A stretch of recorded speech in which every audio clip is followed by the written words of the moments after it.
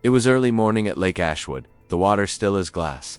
The air crisp and silent except for the occasional bird calling across the forested shoreline. Darren Montgomery stood on the porch of his newly rented Lakeside cabin, coffee mug in hand, stretching his arms as he inhaled the pine-scented breeze.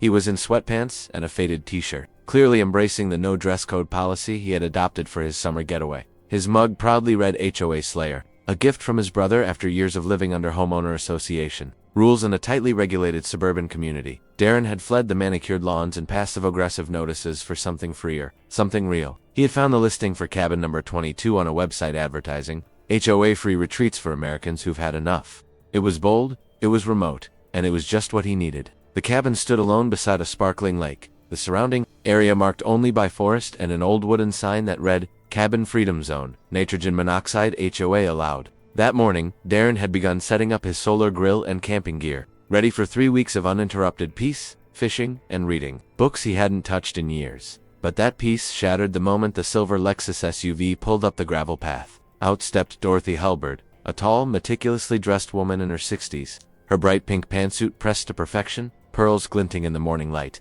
In her hand, she clutched a thick folder of papers and a rolled-up copy of New Suburbia, Focus and Review. Her expression was tight, lips pursed, eyes scanning the porch like a general surveying a battlefield. "You're in violation," she said sharply, stepping onto the first stair of Darren's porch. "And I'm calling 911, Dorothy."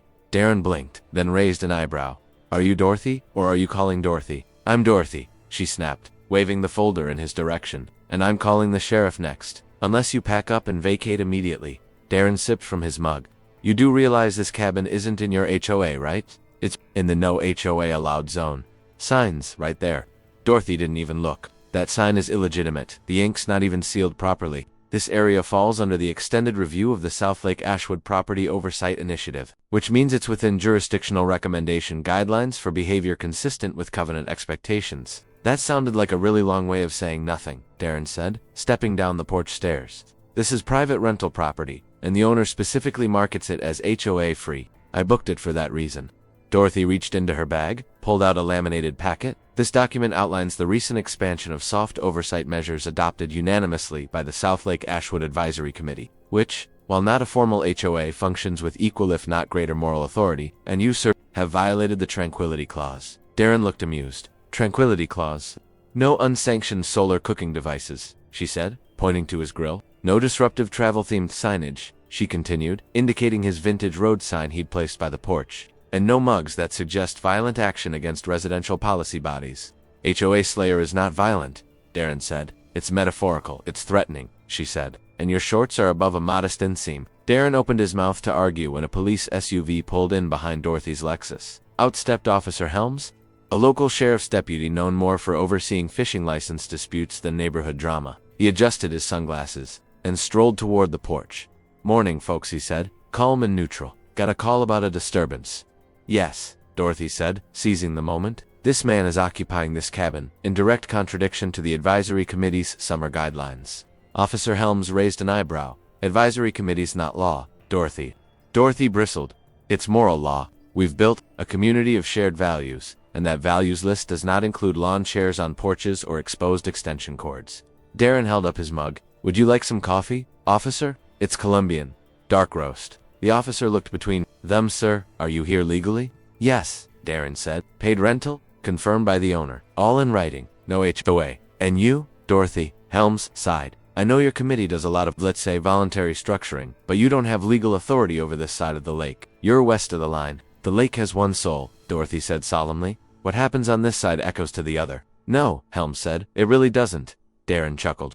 "Look, I'm just here to relax. I don't mow lawns. I don't align trash cans at 45-degree angles, and I certainly don't get weekly newsletter guilt-tripped into repainting my deck. I want birds, beer, and books. That's it. That's exactly the problem." Dorothy snapped. "Your presence here lowers the aesthetic standard. It invites others. Before you know it, there will be hammocks, barefoot children, loud ukulele music." Officer Helms chuckled despite himself. "I like a good ukulele." Dorothy turned red. "This is an outrage. This is chaos disguised as leisure. I demand citations, and I demand inspection of this cabin's compliance with thermal reflectivity regulations." "There are no regulations here," Darren said. "That's the whole point.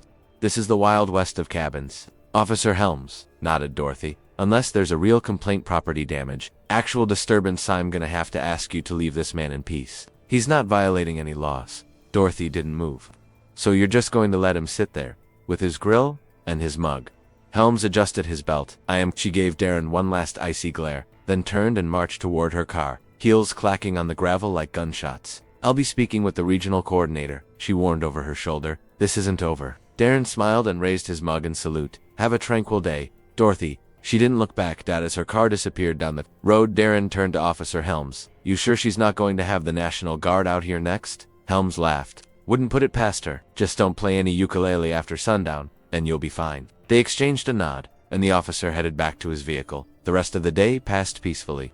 Darren finished setting up his grill, cooked a steak, and read 3 chapters of Walden. The lake shimmered under the afternoon sun. Birds sang in the trees, and somewhere across the water, Dorothy Halberd probably drafted a 19-point email titled How to Save Our Shores. But for now, the cabin remained free, and the only law that mattered was the soft bubbling of coffee over the fire and the rustle of pine needles in the breeze. And Darren Montgomery, HOA Slayer, watched the mountains with a smile, knowing for at least a few weeks, no one could tell him what kind of mug to use. Crack a smile, then crack that like button, drop a comment grenade, and launch a share to your crew. Subscribe to QZ Stories, where freedom's always brewing, and the stories never follow the rules.